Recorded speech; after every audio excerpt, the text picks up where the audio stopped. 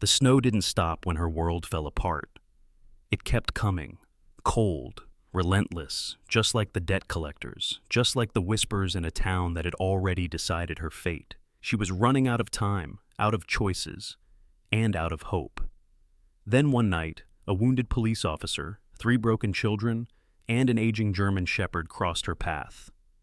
And everything she thought she knew about survival began to change. What happens next will make you believe in quiet miracles and second chances for the forgotten. Before we begin, tell me where you are watching from. Drop your country in the comments below. If you believe no child or animal should ever face fear alone, hit subscribe now and share this story with someone who needs hope. The city where winter never asked for permission, Ashford, Colorado, was the kind of town winter claimed early and released late, as if it had a personal grudge against warmth.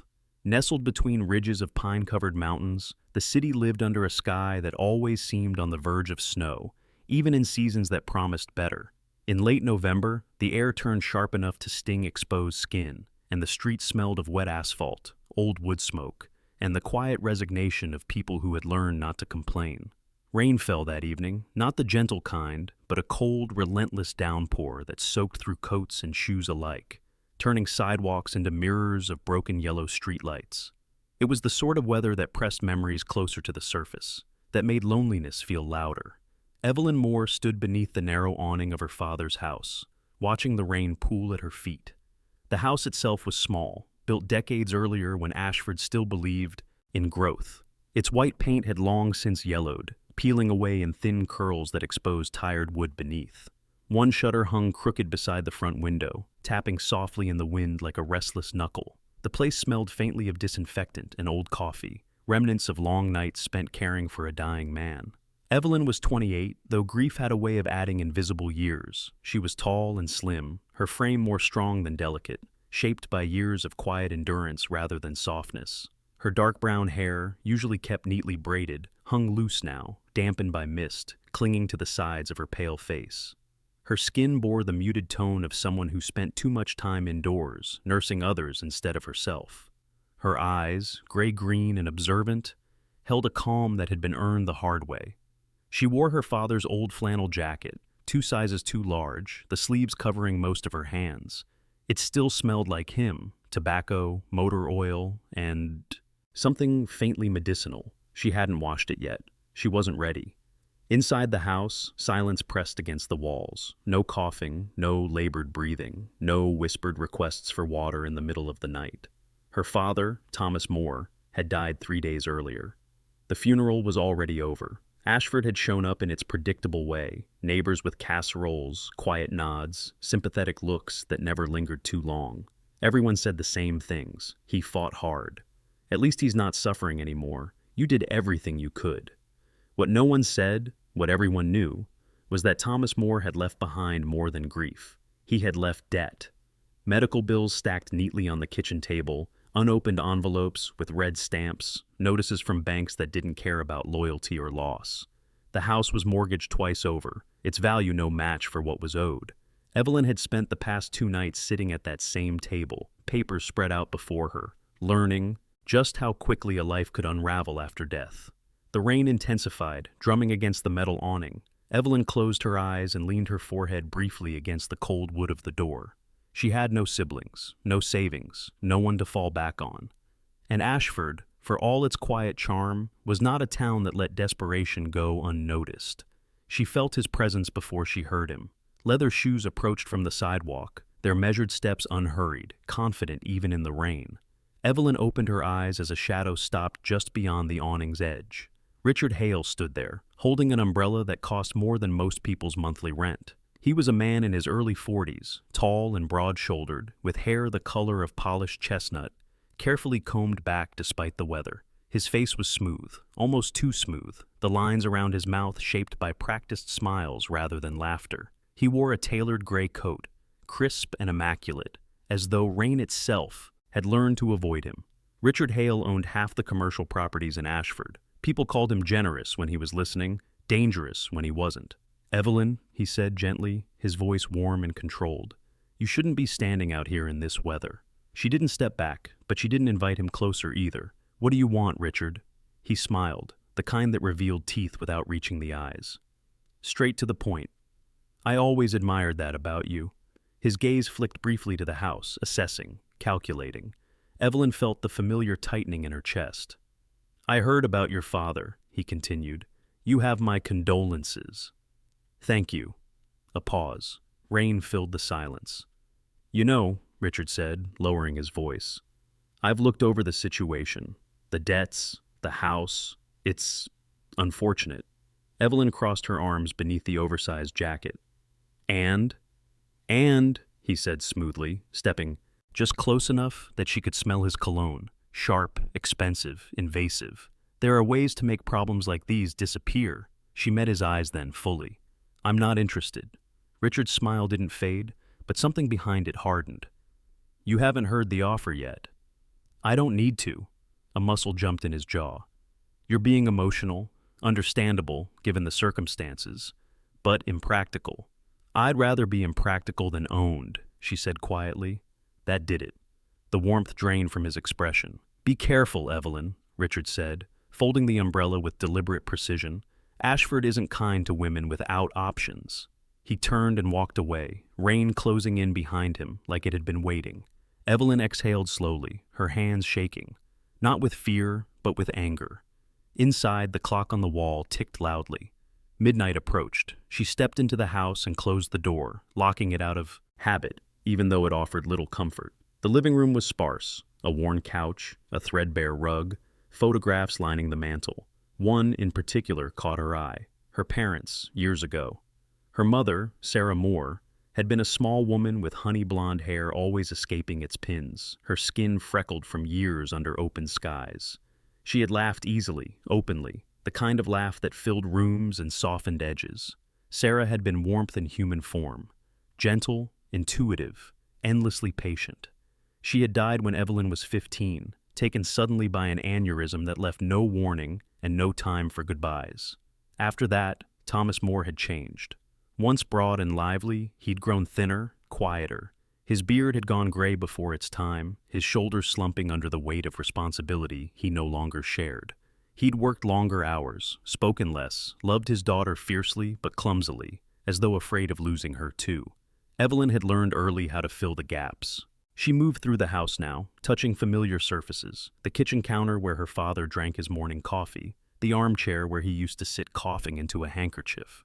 She paused in the doorway of his bedroom. The bed was empty. She didn't cry, not yet. Instead, she sat on the edge of the bed and stared at the wall, listening to the rain and the distant sound of a siren somewhere in town. A knock broke the stillness, sharp, authoritative, different from Richard's. Evelyn stood slowly, her heart pounding as she crossed the living room. She opened the door to find a man standing on the porch, rain darkening the shoulders of his jacket. Officer Daniel Brooks. He was tall, easily over 6 feet, with a solid, grounded build that spoke of strength earned through routine rather than vanity. His dark hair was cropped short, peppered with gray at the temples. A trimmed beard framed a jaw set in perpetual seriousness. His eyes, deep brown and watchful, carried exhaustion beneath their calm. Beside him sat a large German shepherd. The dog was old, his muzzle graying heavily, one ear bearing a small notch from an old injury. His coat was thick and sable-colored, rainwater beading along his back. He sat alert but restrained, amber eyes fixed on Evelyn with an intensity that bordered on judgment. "Miss Moore," Daniel said, removing his hat. His voice was steady, respectful. "I'm sorry to bother you so late." She nodded, instinctively trusting the familiar uniform, the weight of his presence. "Is something wrong?" "No," he said. "Nothing like that. I just wanted to check in. Make sure you're holding up. Ashford's small, news travels." The dog stood then, moving closer but not aggressively. He sniffed the air once, then sat again, still watching her. "That's Rex," Daniel said, glancing down briefly. "He's retired, doesn't like strangers much." Evelyn met the dog's gaze. Rex did not look away. "I can tell," she said softly. Daniel hesitated, as if choosing his words carefully. "If you need anything at all, my door's open." Something in his tone, quiet, sincere, made her chest tighten. "Thank you," she said. "Really?" Rex shifted, finally looking away. Daniel nodded once, satisfied, and stepped back into the rain. As Evelyn closed the door, she felt it then, not hope, not yet, but the faintest sense that her story hadn't ended with her father's death. Winter pressed against Ashford without mercy, but somewhere in the storm, something had begun to move. Morning came late to Ashford, dragged in reluctantly behind a ceiling of iron-gray clouds. The rain from the night before had turned to a thin, bitter drizzle that clung to everything: fences, rooftops, coats, like a reminder that winter was not finished making its point. The town woke slowly, muffled by damp air and routine, as if everyone moved with the same unspoken caution.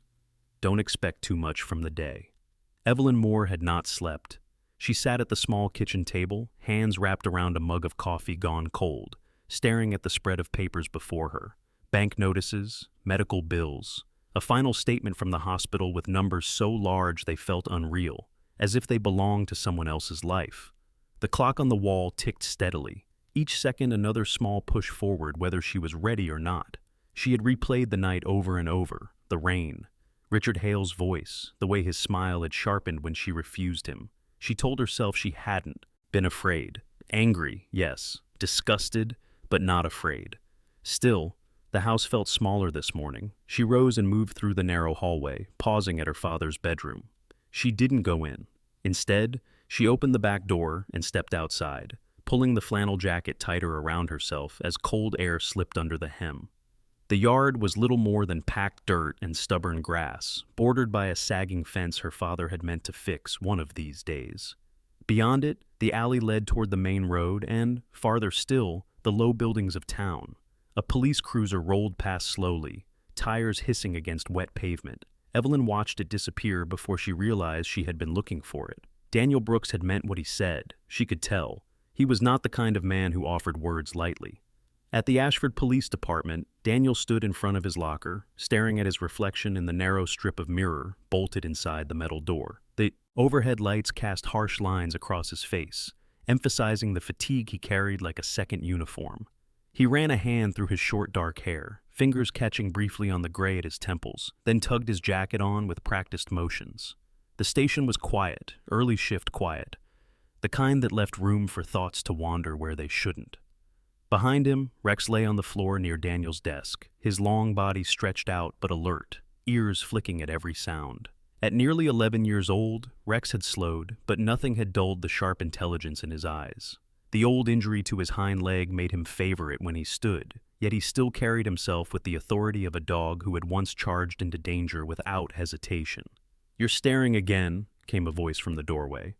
Daniel turned to see Deputy Mark Alvarez leaning against the frame, coffee in hand. Mark was younger, early 30s, broad-chested with a neatly trimmed beard and a permanent crease between his eyebrows from squinting into Colorado sun. He had grown up in Ashford, and the town had shaped him into someone practical, loyal, and deeply observant. "Thinking," Daniel said. Mark snorted. "That's what I said. You look like you're trying to solve a problem you don't want to admit exists." Daniel didn't answer right away. He glanced down at Rex, who had lifted his head at Mark's voice, then back to his deputy. "You hear about Thomas Moore's daughter?" Mark nodded, expression sobering. "Evelyn, yeah, town's buzzing. Richard Hale's been sniffing around, from what I hear." A muscle tightened in Daniel's jaw. "Figures. You gonna do anything about it?" Daniel closed his locker with more force than necessary. "Not unless there's a law being broken." Mark studied him for a moment. "That's not what I asked." Daniel met his gaze, something unreadable passing between them. "She doesn't need another man making choices for her."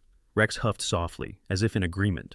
Later that afternoon, Evelyn found herself in town despite having sworn she would avoid it. She needed groceries, and the refrigerator was nearly empty. Ashford's only market sat on the corner of Main and Cedar, a squat brick building that smelled of produce and old refrigeration units. Inside, the aisles were narrow, the lighting unforgiving. She moved quickly, eyes down, aware of the glances that followed her, sympathy mixed with curiosity, pity wrapped in politeness. At the meat counter, she nearly collided with a man stepping back too quickly. He was tall and thin, wearing a dark coat that looked expensive but worn, his blonde hair swept back in a style that suggested he cared about appearances more than weather. "Sorry," he said smoothly, flashing a practiced smile. "Didn't see you there." Evelyn recognized him instantly. Nathan Hale, Richard's younger brother, where Richard carried menace behind charm, Nathan carried charm behind emptiness. His eyes were pale blue, restless, never quite settling, and the stubble along his jaw looked intentional rather than neglected. "No harm done," Evelyn said, already stepping away. Nathan's gaze lingered. "You're Evelyn Moore, aren't you?"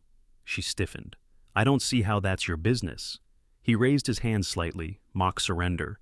"Just being neighborly. Ashford's small, so I've noticed."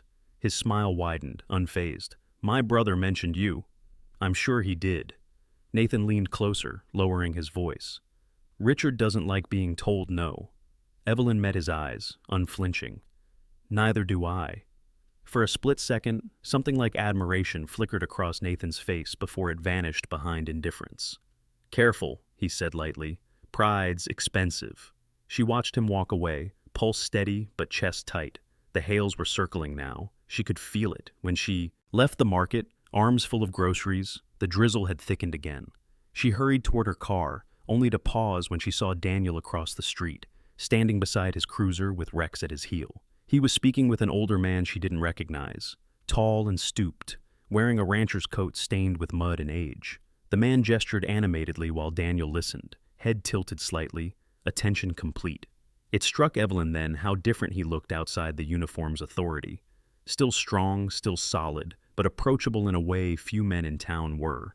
Rex noticed her first, the dog's head lifted, ears pricking forward. He didn't bark, didn't growl, only watched as Evelyn shifted her grip on the grocery bags. Daniel followed Rex's gaze and saw her.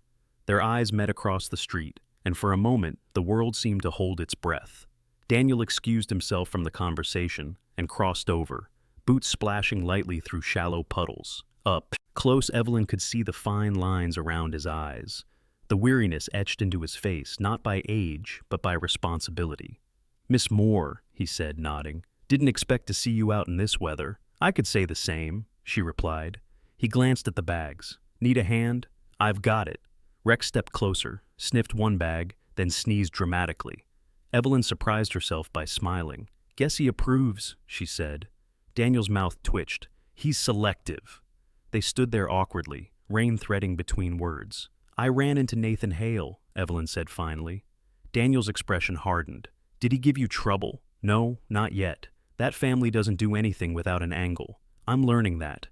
Daniel hesitated, then spoke with deliberate care. "If anyone pressures you, if Richard or anyone else crosses a line, you tell me." Evelyn studied him, searching for ulterior motives and finding none. "You can't arrest someone for being persistent." "No," he agreed, "but I can make sure they remember boundaries exist." Rex sat down between them, solid and unmoving, like punctuation at the end of the sentence. As Evelyn drove home later, groceries stowed and thoughts racing, she felt the shape of her life shifting in subtle, unsettling ways. Not because she wanted help, not because she needed saving, but because choices were narrowing. Night fell early again, clouds swallowing what little light the day had offered. Evelyn cooked a simple dinner, ate standing at the counter, then returned to the kitchen table. The papers waited where she had left them. She reached for the top envelope and opened it. Final notice. Her hand steadied as she read. 30 days. 30 days to decide what kind of woman she would be when winter finally closed in for good. Outside, somewhere down the street, a dog barked once and went silent. Evelyn folded the paper carefully and set it aside. She didn't cry. She didn't panic. She stood, turned off the light, and walked toward the bedroom. Tomorrow, she would start asking harder questions. And somewhere in Ashford, unseen threads were already tightening, drawing lives closer together, whether they were ready or not. Snow arrived without ceremony, as it often did in Ashford, slipping in overnight and transforming the town into a quieter, colder version of itself. By morning, roofs carried thin white caps, branches bowed under fresh weight, and the streets gleamed with a slick sheen that warned drivers not to be careless. Winter had stopped knocking. It had stepped inside. Evelyn Moore woke before dawn, the cold pressing through the walls, despite the heater humming its tired protest. She lay still for a moment, staring at the ceiling, listening to the unfamiliar quiet of a house that no longer carried another person's breathing. 30 days. The number sat heavy in her chest, not as panic, but as a countdown that refused to be ignored. She dressed carefully, pulling on jeans, boots, and a thick sweater beneath her father's jacket. When she stepped outside, the air cut sharp and clean, filling her lungs with something that felt almost clarifying. Snow crunched beneath her boots as she crossed the yard, her breath fogging in front of her face. At the end of the street, the police cruiser was already parked. Daniel Brooks stood beside it, scraping ice from the windshield with steady, efficient strokes. He wore a dark coat pulled tight against the cold, shoulders squared, movements economical. The faint gray in his beard caught the pale morning light, emphasizing the angular lines of his face. He looked like a man shaped by routine and restraint, someone who had learned to keep moving no matter what waited at the end of the day. Rex sat nearby, his thick fur dusted with snow, posture alert despite the stiffness that came with age. The dog watched Evelyn approach with the same measured intensity as before, head tilting slightly as if reassessing her presence. "Morning," Daniel said, straightening when he noticed her. "A morning," she replied. "Didn't expect to see you this early." "Road conditions," he said. "First snow always brings trouble." Rex rose slowly and stepped closer, sniffing the hem of Evelyn's jacket before sitting again. He did not retreat. That, she realized, felt like progress. Daniel followed her gaze. "He remembers." "What? People who stand their ground," Daniel said. "Dogs do too." She almost smiled, then stopped herself. "I was going to the bank." Daniel nodded once. "I figured." The bank sat on the far end of Main Street, a square stone building with tall windows and a facade meant to inspire confidence. Inside, the air was warm and smelled faintly of paper and polish.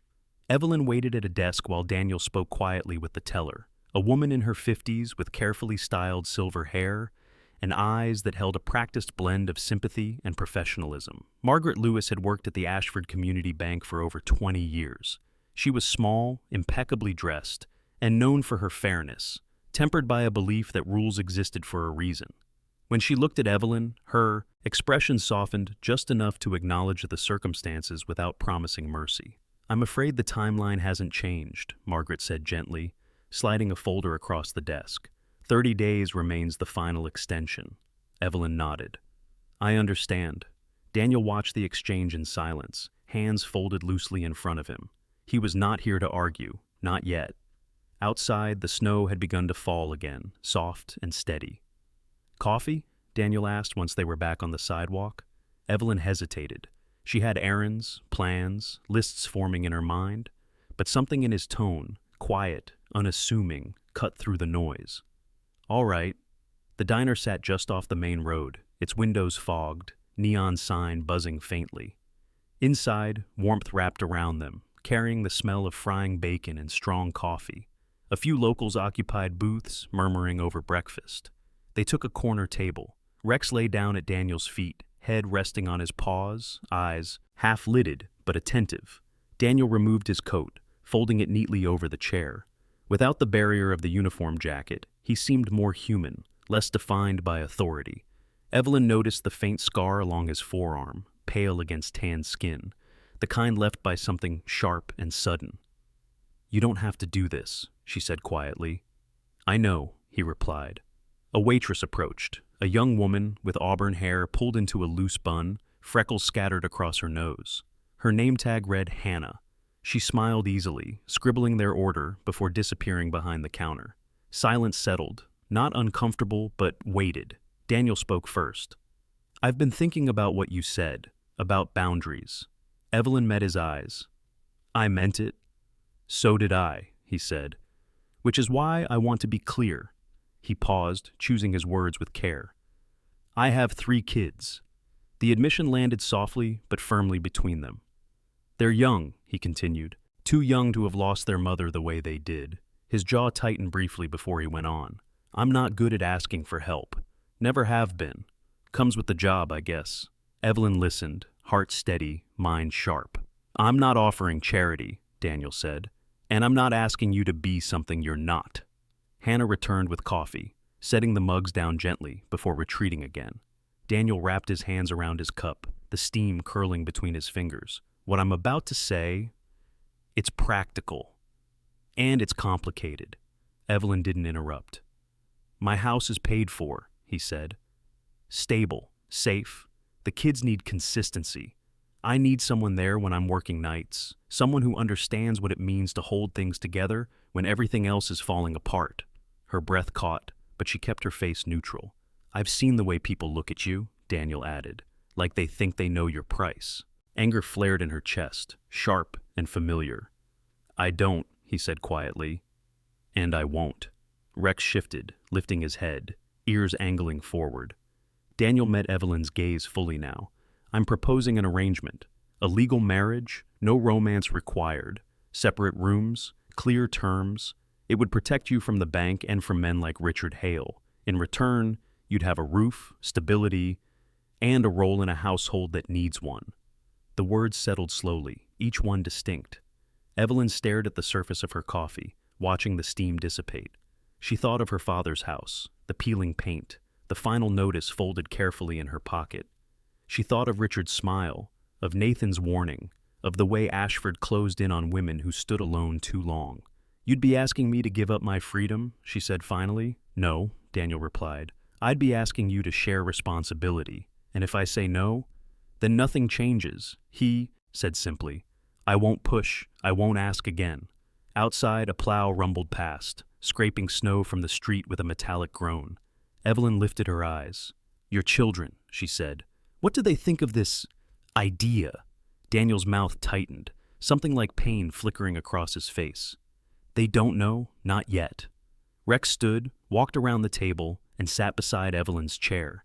He did not touch her, but his presence was solid, deliberate. "You'd meet them," Daniel said, "before any decision. You'd walk away if it didn't feel right." She looked at Rex, at the trust beginning to form in an animal who owed her nothing, then back at Daniel, at the lines carved by grief and duty. "I won't be owned," she said. Daniel nodded. "Neither will I." They left the diner in silence, snow falling thicker now, the town muted beneath its weight. At the curb, Daniel stopped. "Take time," he said. "Think it through." Evelyn slipped her hands into her pockets, fingers brushing the folded paper there. "I will." As she walked home alone, the snow closed in around her, muffling the world. The choice ahead of her was not simple. It was not safe, but it was real. And for the first time since her father's death, the future did not feel like a narrowing hallway. It felt like a door, standing open, waiting to be approached. Daniel Brooks lived on the northern edge of Ashford, where the town thinned into snow-covered fields and the mountains rose closer, darker, less forgiving. His house sat back from the road, a two-story structure of gray wood and stone, sturdy rather than charming, built to last rather than impress. It was the kind of place that had been chosen for safety, for distance, for silence. Evelyn parked her car at the end of the gravel drive and sat there longer than necessary, hands resting on the steering wheel. Snow drifted down in slow, deliberate flakes, catching in her hair when she finally stepped out. The cold was sharper here, unsoftened by town heat or traffic. Rex was the first to appear. He came around the side of the house at a measured pace, his large frame moving with the careful confidence of an aging guardian. Up close, Evelyn could see the silver threading through his sable coat, the faint stiffness in his gait, the old discipline that still shaped his posture. His eyes, amber and intelligent, settled on her face, assessing not as a threat, but as a possibility. "Hey," she said quietly, crouching just slightly so she wasn't towering over him. "It's just me." Rex held her gaze, then took 2 slow steps forward and sniffed her gloved hand. He exhaled once, warm breath fogging the air, then turned his head toward the front door as if to say, "You may proceed." Daniel opened the door before she knocked. He looked different outside the uniform. No badge, no jacket, just a thick sweater stretched across broad shoulders, worn jeans, and boots dusted with snow. His beard was fuller than she remembered, dark with threads of gray, framing a face that seemed less guarded here, though no less serious. "You made it," he said. "I said I would." He stepped aside, letting her enter first. The house was warm, the kind of warmth that seeped into bones rather than skin. It smelled faintly of wood polish, coffee, and something sweet. Vanilla, maybe, lingering like a memory rather than a presence. The living room opened up immediately, anchored by a large stone fireplace that hadn't been lit yet, though logs were stacked neatly beside it, and everywhere Evelyn looked, there were signs of children. Shoes by the door, small, mismatched, a backpack slung over the back of a chair, drawings taped to the wall, stick figures, bright suns, crooked houses with smoke rising from chimneys. Evidence of life, loud and chaotic and unfinished. Daniel closed the door behind her. "They're nervous," he said. "So am I." Before Evelyn could respond, a small figure appeared at the top of the stairs. Lucas Brooks stood there, gripping the railing like it was the only thing keeping him upright. He was 12, tall for his age but painfully thin, all elbows and sharp angles. His dark hair fell into his eyes, clearly cut without much care, and his face carried the guarded hardness of someone who had learned early that expecting. Less hurt, less. He wore a hoodie several sizes too big, sleeves covering most of his hands, and his expression was openly suspicious. "This her?" he asked flatly. Daniel's jaw tightened. "Lucas." Lucas didn't move. His eyes stayed on Evelyn, calculating, defensive. "You said she might come. You didn't say today." Evelyn swallowed, then spoke before Daniel could. "Hi, Lucas. I'm Evelyn." He snorted softly. "That's not my mom's name." "No," she said gently. "It's not." That seemed to confuse him, just a fraction. A second child appeared behind him, Mia Brooks. She was 8, small for her age, with light brown hair pulled into 2 uneven braids. Her skin was pale, almost translucent, and her eyes were large and wary, darting between Evelyn and Daniel like a trapped bird searching for escape. She clutched a stuffed rabbit to her chest, fingers white with tension. She didn't speak, she just watched. Then came a thud of running footsteps, fast and uncoordinated, followed by a voice that cut through the tension like a thrown stone. "Dad!" Noah Brooks barreled into the room, 4 years old and unstoppable. His hair was a mess of dark curls, his cheeks flushed red from warmth and motion.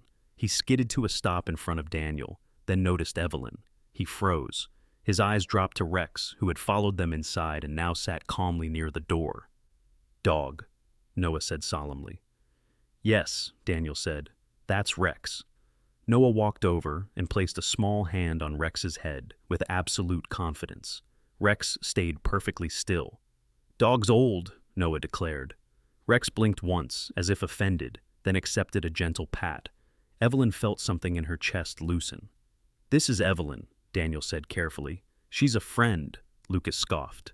"That's what you said about the last one." Daniel's shoulders stiffened.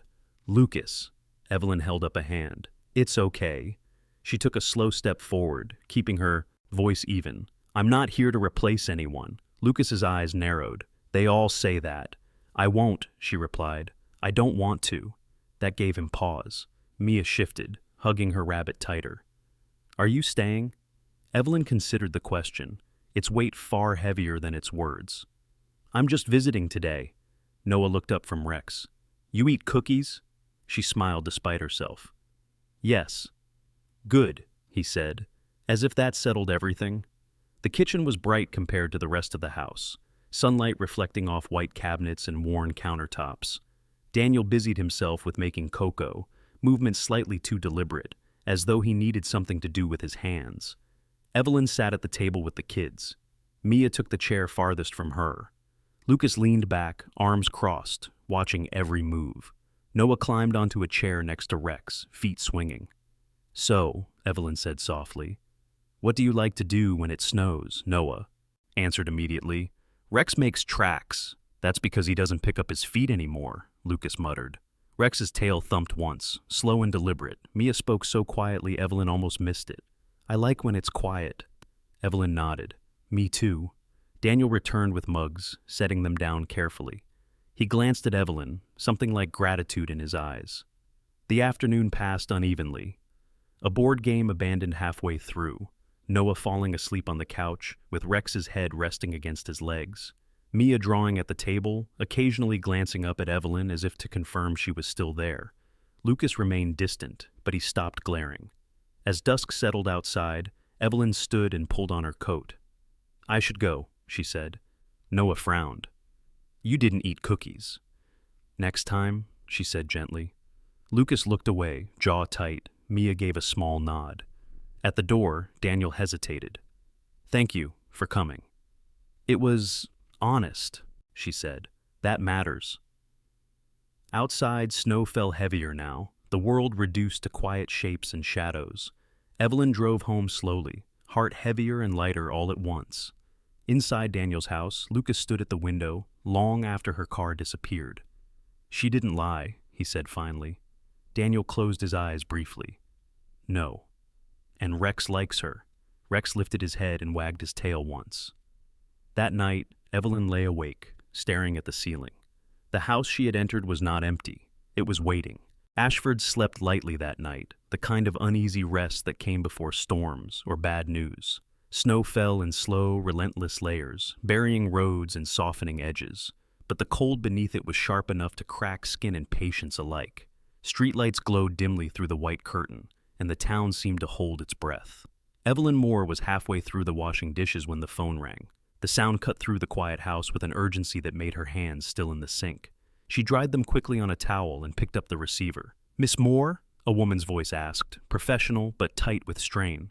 "This is dispatch. Officer Brooks listed you as an emergency contact." Evelyn's heart skipped, then dropped hard. "Is he all right?" "He's conscious. There's been an incident." The word incident landed heavier than it should have. 20 minutes later, Evelyn was driving through falling snow, knuckles white on the steering wheel. Her mind replayed fragments. Daniel's calm voice, the careful way he chose words, the children's guarded faces. She hadn't realized how deeply he would already woven himself into her sense of stability until the possibility of losing him appeared. The hospital parking lot was half buried, snowbanks rising like walls. Inside, fluorescent lights hummed overhead, casting everything in pale, unforgiving clarity. A nurse directed her down a corridor where the smell of antiseptic stung her nose. Daniel sat on the edge of a bed, jacket gone, uniform shirt stained dark at the shoulder. A shallow cut ran along his temple, already cleaned and taped, and his left arm was wrapped tightly in gauze. He looked bored, bone-deep tired, but alive. Rex lay on the floor at his feet. The dog's chest rose and fell faster than usual. His muzzle streaked with dried blood that was not his own. One ear was nicked again, freshly torn, and his eyes tracked Evelyn the moment she stepped into the room. "You came," Daniel said quietly. "Yes," she replied, breath catching as she took in the scene. "Of course I did." A doctor stepped aside to give them space. He was a tall man in his late 40s, salt and pepper beard, trimmed close, eyes sharp but not unkind. His name tag read Dr. Samuel Grant. He spoke with the steady authority of someone accustomed to crisis. "Officer Brooks will be fine," Dr. Grant said. "The wound on his arm is deep but clean, no nerve damage. Concussion is mild. The dog," he glanced at Rex, "was lucky. We stitched the ear. At his age, healing will be slower, but he's tough." Rex thumped his tail once at the word tough. "What happened?" Evelyn asked, voice low. Daniel exhaled slowly. "Domestic call. Went bad faster than expected. Guy had a knife. Rex got between us." Her gaze dropped to the dog. "He saved you." Daniel nodded once. Again. Rex shifted closer to Daniel's leg, pressing his weight there as if confirming the story. Dr. Grant excused himself, leaving the room quiet, except for the soft beeping of a monitor. Evelyn stepped closer, stopping just short of the bed. "The kids?" "Mark has them," Daniel said. "They're home, asleep, I hope." She swallowed. "You scared them." "And you," he said gently. She didn't deny it. They sat in silence for a moment, the kind that no longer felt awkward, only full. Evelyn reached out without thinking and rested her hand on the edge of the bed. Daniel's fingers twitched, then settled near hers, not quite touching. "I keep telling myself I can handle it all," Daniel said. "That they don't need more disruption. That I can be enough." "And are you?" she asked softly. He looked at her then, really looked. The guarded lines in his face shifted, revealing something raw underneath. "I don't know anymore." Rex lifted his head, watching her intently. Evelyn's phone buzzed in her pocket, breaking the moment. She stepped into the hallway to answer. It was Richard Hale. "I heard about the officer," he said without preamble, his voice smooth as ever.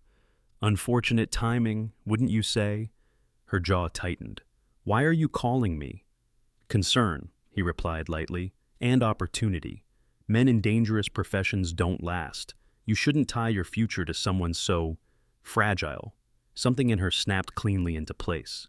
"Don't call me again," she said, her voice steady as stone, "and don't come near me, or that family." There was a pause, then a soft chuckle. "You're making this harder than it needs to be." She hung up. When she returned to Daniel's room, he studied her face. "Everything okay?" "Yes," she said. "Better than okay." She knelt slowly beside Rex, ignoring the ache in her knees, and placed her hand gently on his broad head. His fur was coarse beneath her fingers, warm and solid. He leaned into her touch, eyes closing briefly. "You're a good dog," she murmured. Rex sighed, content. Daniel watched them, something unreadable in his expression. "He doesn't do that with many people." "I know." Later, after Daniel was cleared to go home, Evelyn followed Mark Alvarez's truck back through the snow to Daniel's house. Mark was quiet, his usual humor replaced by concern. He was a man shaped by loyalty. The incident had shaken him more than he let on. Inside the house, the lights were low. Lucas stood at the top of the stairs, arms wrapped around himself, eyes sharp with fear he refused to show. Mia peeked from behind the hallway wall, her rabbit clutched tight. Noah sat on the couch, eyes heavy but determinedly open. Rex entered first. Noah slid off the couch and wrapped his arms around the dog's neck with absolute trust. Rex endured it patiently, tail wagging once. Lucas noticed the bandages, the stiffness in Daniel's movements. His jaw clenched. "You promised." Daniel crouched carefully despite the pain. "I promised I'd come back. I did." Lucas looked away, blinking hard. Evelyn hovered near the doorway, unsure of her place, until Mia stepped toward her. "You stayed?" Mia said softly. "Yes," Evelyn replied. "I stayed." That seemed to matter. The night settled slowly after that. Mark left once he was sure everyone was calm. Daniel insisted Evelyn take the guest room, though neither of them slept much. At some point before dawn, Evelyn found herself awake, sitting at the kitchen table with a cup of untouched tea. Papers lay spread before her again, the final notice, the bank statements, the future pressing close. She heard footsteps and looked up to see Daniel standing there, one arm held carefully, his face drawn but resolute. "I've been thinking," he said, "about what I asked you." "So have I," she replied. He pulled out a chair and sat across from her. "If tonight proved anything, it's that none of this is theoretical. This life, these risks, the kids. And yet," Evelyn said quietly, "it also proved what matters." Daniel held her gaze. "I won't ask you again, but I need to know. Are you still considering it?" Evelyn looked toward the hallway where 3 children slept and a dog lay curled just beyond sight. "Yes," she said, "I am." Outside, snow continued to fall, sealing the world into something smaller, more fragile. But inside the house something had shifted, not settled, shifted. The house woke slowly the morning after the incident, as if every wall and beam needed time to accept that everyone had come home alive. Snow still clung to the windows, muting the light, turning the world beyond the glass into something distant and unreal. Inside, the heat hummed softly, steady and reassuring, a sound that suggested endurance rather than comfort. Evelyn Moore stood at the kitchen sink, hands submerged in warm water, washing dishes that did not truly need washing. The motion gave her something to do, something repetitive enough to quiet the noise in her head. She had slept little, her mind circling the same questions until dawn bled pale gray into the sky. Daniel Brooks sat at the table behind her, his injured arm cradled carefully against his body. He wore a flannel shirt buttoned unevenly, having dressed one-handed, and his posture betrayed a man unused to being slowed. The cut at his temple was already healing, but the bruise beneath it darkened his skin, a visible reminder of how close the night had come to ending differently. Rex lay stretched out near the back door, his stitched ear wrapped in a thin bandage. At 11, he slept more than he used to, but even in rest his body remained angled toward the people in the room, loyalty ingrained too deeply to fade with age. Lucas was the first of the children to appear. He came down the stairs quietly, hoodie pulled tight around himself, hair still rumpled from sleep. His eyes flicked immediately to his father's arm, then to Rex, then finally to Evelyn. Something in his expression had shifted overnight, not softened exactly, but sharpened into something more deliberate. "You're still here," he said. Evelyn turned, drying her hands on a towel. "I am." He nodded once, as if filing the information away. "Dad can't drive today." "I know." Lucas hesitated. "School bus comes at 8. Daniel started to speak, but Evelyn beat him to it. "I can take you, if that's okay." Lucas studied her face, searching for something. False cheer, perhaps, or hesitation. Finding neither, he shrugged. Fine. Mia appeared next, padding into the kitchen in socked feet, her rabbit tucked under one arm. Her cheeks were flushed, and her eyes lingered on Daniel with quiet worry. "Does your arm hurt?" she asked. "Only when I move," Daniel replied gently. "So I won't." That earned the smallest smile.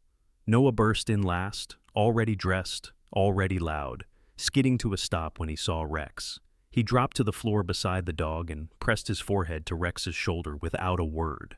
Rex shifted just enough to accommodate him, tail giving a slow, reassuring thump.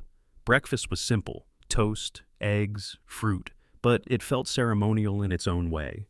No one rushed, no one argued. The table held a careful stillness, as if each of them understood that something fragile was being tested. The drive to school passed mostly in silence.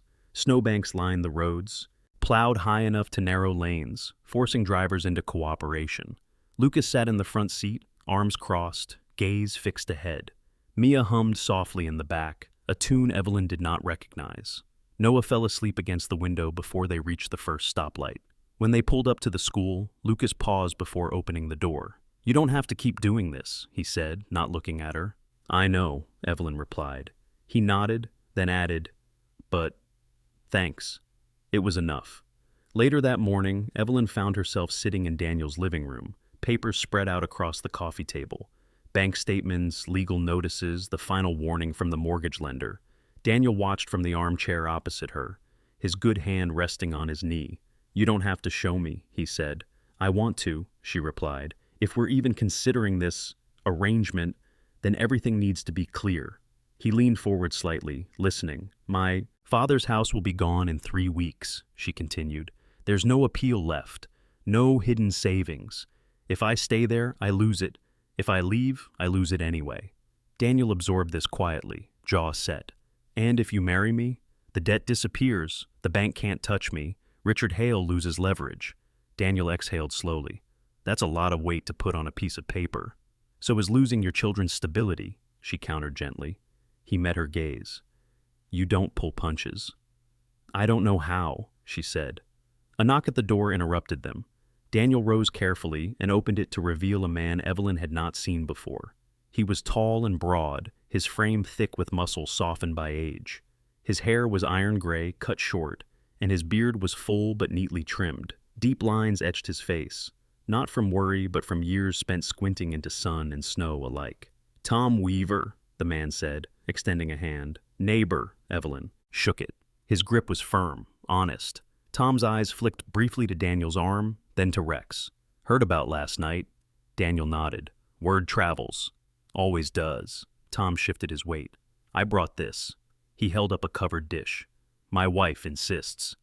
"Tell her thank you," Daniel said. Tom hesitated, then looked at Evelyn. "You must be the woman everyone's talking about." Evelyn stiffened slightly. "I hope not," Tom chuckled. "Not like that. More like surprise. This place hasn't seen much change since Claire died." The name settled heavily in the room. Daniel's expression tightened for just a moment before smoothing again. "Evelyn's a friend," Tom nodded. "Good. Kids need friends." He glanced toward the hallway, where Rex lay. "So, do dogs." Rex lifted his head in acknowledgement. After Tom left, silence returned, deeper than before. "Claire," Evelyn said softly, "your wife." Daniel nodded. "She died 5 years ago. Car accident. Drunk driver." The words were clipped, controlled, but the pain beneath them was unmistakable. "I always stopped letting people get close after that," he continued. "Didn't seem fair. To them. To the kids." "And now?" Evelyn asked. He looked at her, something weary and honest in his eyes. "Now I'm tired of pretending distance keeps anyone safe." That afternoon, they drove together to see a lawyer in town, Marianne Cole, a woman in her early 60s, with sharp eyes and iron gray hair pulled into a low bun. She wore tailored suits and spoke with precision, every word measured. "This would be a legal marriage," Marianne said, hands folded atop a thick folder, "with a prenuptial agreement outlining property, finances, and custody boundaries. You would both be protected." Evelyn listened carefully, asking questions Daniel hadn't thought to ask. Daniel watched her with something close to awe, seeing not desperation, but clarity in her resolve. "And the children?" Evelyn asked. Marianne nodded. Any guardianship changes would be optional and gradual, nothing forced. They left the office as the sky darkened again, snow threatening more weight. That evening, after the children were in bed, Evelyn stood in the hallway outside the guest room. Daniel lingered a few steps away, uncertain. "I haven't decided yet," she said. "I know," he replied.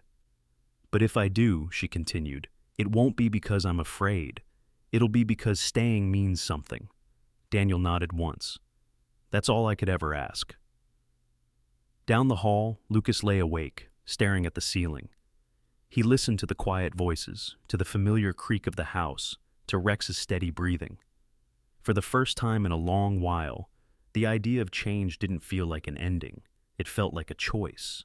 The snow eased by morning, not retreating so much as settling into place, as if Ashford itself had decided to hold still and watch what would happen next.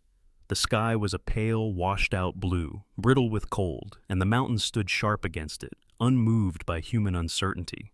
Roads were passable again, though narrowed, and the town resumed its careful rhythm, slow, observant, expectant.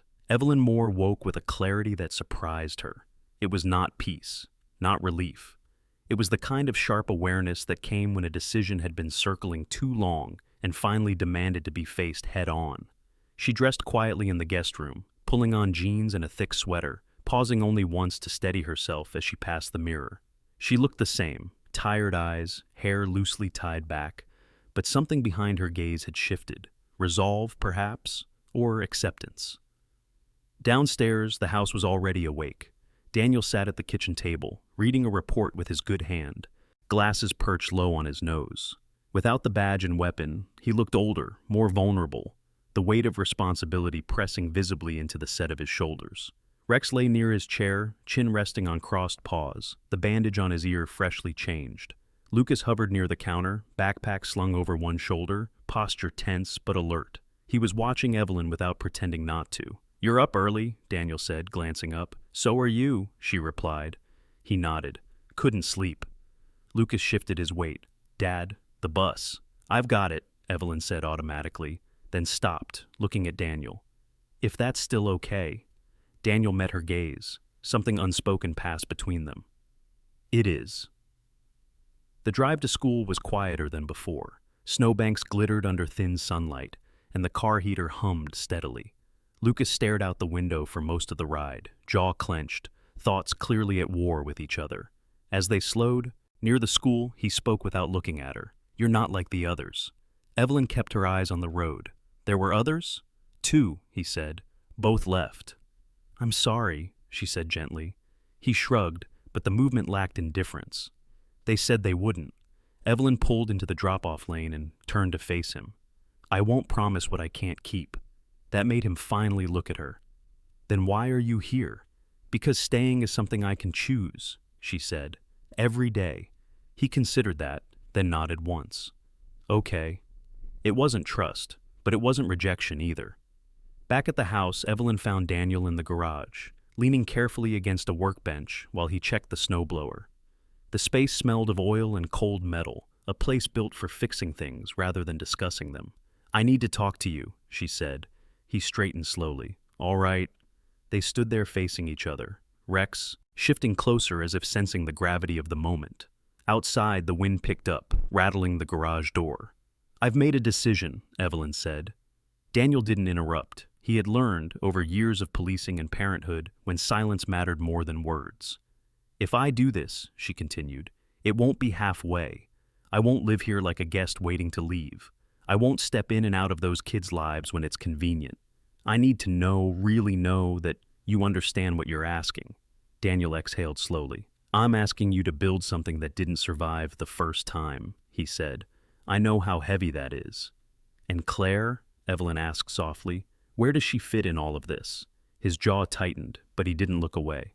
"She doesn't get replaced, ever. She's part of this house, of the kids, of me. Anyone who comes in has to make peace with that." Evelyn nodded. "I can." Rex let out a low, approving sound. Daniel studied her face, searching for fear, for hesitation. Finding neither, he said quietly, "Then I want to do this right." That afternoon, the town of Ashford reminded Evelyn exactly why waiting too long had never been an option. She was leaving the market when she saw Richard Hale standing by her car. He wore a dark overcoat, perfectly pressed, gloves in hand, his posture relaxed in a way that suggested ownership rather than presence. His smile was polite, controlled, and utterly devoid of warmth. "You didn't return my call," he said. "I told you not to call," Evelyn replied evenly. Richard's gaze flicked past her, assessing the street. "You're tying yourself to a damaged man. A cop with too many scars and too little time. That's not protection. That's charity." Something in Evelyn hardened completely. "You don't get to define my choices," she said, "and you don't get to threaten me with them." He stepped closer, lowering his voice. "I get what I want, eventually." Before she could respond, a familiar presence moved between them. Rex. The old German shepherd placed himself squarely in front of Evelyn, body rigid, eyes locked on Richard with a warning that required no translation. His scarred ear twitched, and a low growl rolled from his chest. Not loud, but absolute. Daniel appeared a moment later, his stance calm but unmistakably authoritative. "Step away from her." Richard raised his hand slightly, amused. "Easy, officer. I was just leaving." "Do it faster," Daniel said. Richard's smile faded. He backed away, eyes flicking once more to Evelyn, calculating. "You're making a mistake." Evelyn didn't answer. She didn't need to. That evening, snow began again, heavier this time, erasing footprints almost as soon as they formed. Inside the house, the children gathered in the living room, while Daniel cooked dinner one-handed, and Evelyn chopped vegetables beside him. Noah sat on the floor with Rex, lining up toy cars along the dog's back. Rex tolerated it with saintly patience. Mia colored quietly at the table, occasionally glancing up at Evelyn with a question in her eyes she hadn't yet learned to voice. Lucas hovered near the doorway, arms crossed, watching everything. After dinner, when the younger two were asleep, Evelyn found Lucas sitting on the stairs, shoulders hunched, staring at nothing. "You okay?" she asked. He didn't answer immediately. "If you marry my dad," he said finally, "does that mean you're my mom?" Evelyn sat on the step below him. "No," she said honestly. "It means I'll be someone who stays." He swallowed. "What if I don't want another mom?" "Then you won't have one," she said. "You'll have me. And you can decide what that means." He looked at her then, eyes sharp but tired. "People leave." "Yes," she said, "they do." "And you?" She didn't rush the answer. "I'm choosing not to." That night, after the house had gone quiet, Evelyn and Daniel stood together by the window, watching snow blur the world beyond. "I'll call Marianne tomorrow," Evelyn said.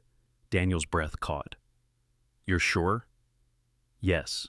He nodded, emotion flickering briefly across his face before he reined it in. "Then we'll do this carefully, legally, transparently." "Together," she added. He reached out, hesitated, then rested his hand over hers on the windowsill. The contact was simple, unremarkable, and entirely new. Outside, winter tightened its grip on Ashford. Inside, a choice had been made. Spring came to Ashford the way everything else did, without ceremony, without asking permission, and without much patience for those who weren't ready. Snow retreated in uneven patches, lingering stubbornly in the shadows, while meltwater carved thin, shining paths along the roads. The mountains softened at their edges, and the air carried the scent of wet earth and pine, sharp and clean, like a promise that had survived the winter. The courthouse sat at the center of town, a square brick building with wide steps worn smooth by decades of ordinary lives passing through. On a Tuesday morning that felt no different from any other, Evelyn Moore stood at the base of those steps, her hands tucked into the pockets of her coat, breathing in and out until her pulse slowed. She wasn't dressed for a wedding. She wore a simple blue dress beneath her coat, the fabric soft and unassuming, the kind chosen for comfort rather than symbolism. Her hair was pulled back neatly, no flowers, no veil. She looked exactly like what she was, a woman making a decision, not a spectacle. Daniel Brooks waited at the top of the steps. He wore his uniform, pressed and formal, badge catching the light. The cut on his temple had faded to a pale line, and his injured arm still moved carefully, but he stood straight, shoulders squared, jaw set with a determination that came from years of choosing duty even when it cost him. His beard was trimmed close, framing a face that no longer looked guarded, only serious, ready. Rex sat at his side. The old German Shepherd wore no collar beyond the standard leather one he'd had for years, its edges cracked with age. His muzzle had gone almost entirely gray now, and he moved slower than he once had, but his posture was unmistakable. He sat like a witness, steady and present, eyes following Evelyn as she climbed the steps. When she reached Daniel, neither of them spoke at first. "You don't have to do this today," he said quietly. She met his gaze. "I know." A woman stepped out of the courthouse doors, clipboard in hand.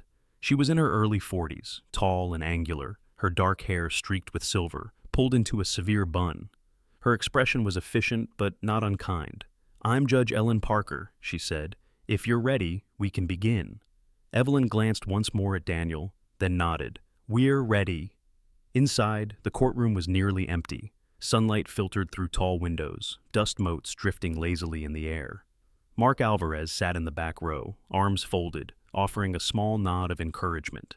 Beside him sat Marianne Cole, composed as ever, hands folded neatly in her lap. There were no flowers, no music, no audience, just words. The ceremony was brief, clear, and deliberate. Vows spoken without embellishment, promises made without illusion. "I take you," Evelyn said, her voice steady, "not to replace what was lost, but to stand beside what remains." Daniel swallowed, then answered, "I take you not because I need saving, but because I choose partnership." Rex shifted at their feet, tail thumping once, slow and certain. When it was over, there was no applause, no kiss for the cameras, only a quiet shared breath. Outside, Ashford continued as it always had. Cars passed. A man shoveled mud from his driveway. Life did not pause to mark their choice. But something had changed all the same. The house on the northern edge of town felt different that evening. Not larger, not brighter, fuller. Evelyn moved through the kitchen with practiced ease, cooking dinner, while Daniel helped where he could, occasionally stopping to rest his arm. Mia sat at the table, working carefully on a drawing, her tongue caught between her teeth in concentration. Noah lay on the living room floor with Rex, stacking wooden blocks against the dog's side, as if Rex were a piece of furniture rather than a patient animal. Lucas watched from the doorway. He didn't say anything at first. Then, finally, that's it?" Evelyn turned, meeting his gaze. "That's it." He considered this. "You're staying?" "Yes." He nodded once, as he had so many times before, absorbing the truth without dramatics. "Okay."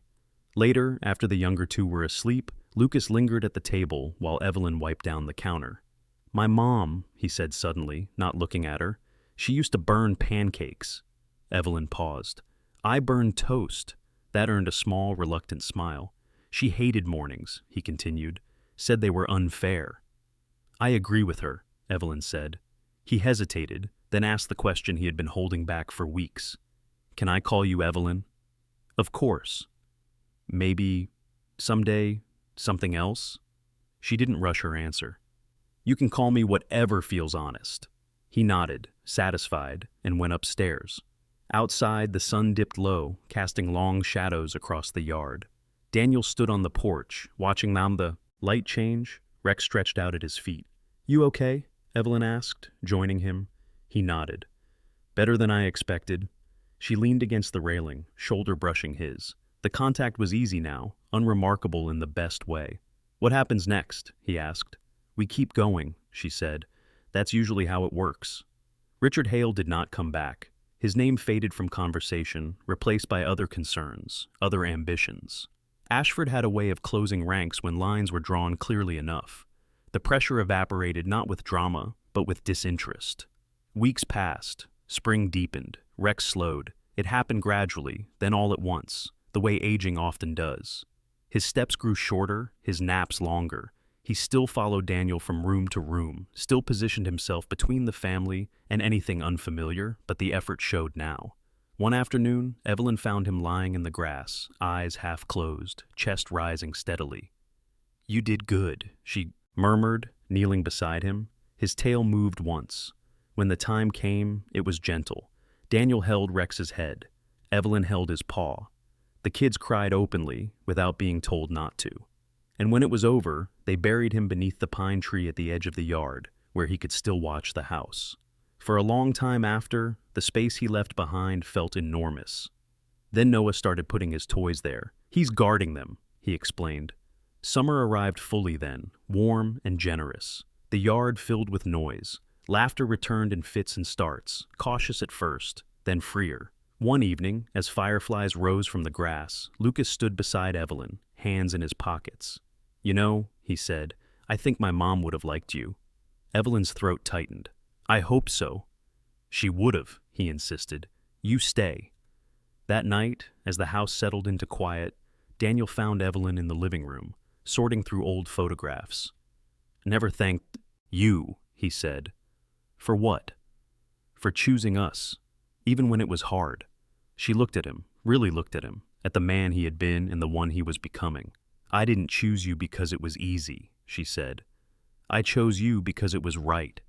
He reached for her hand, lacing his fingers through hers. Outside, Ashford breathed under a summer sky, the mountains holding steady, the town unchanged in all the ways that mattered. Evelyn Moore had come to this place with nothing but a deadline and a choice. She stayed, and in staying, she found her way home. Sometimes, miracles don't arrive like thunder from the sky. They come quietly, in the form of a stranger who chooses to stay, a child who dares to trust again, or an old dog who stands guard long after his strength is gone. God does not always remove the storm.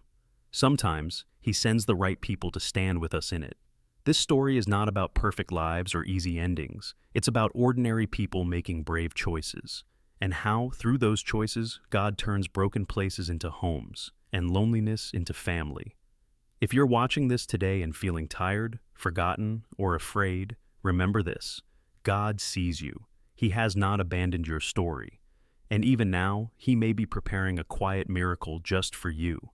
If this story touched your heart, please share it with someone who needs hope. Leave a comment below and tell us where you're watching from.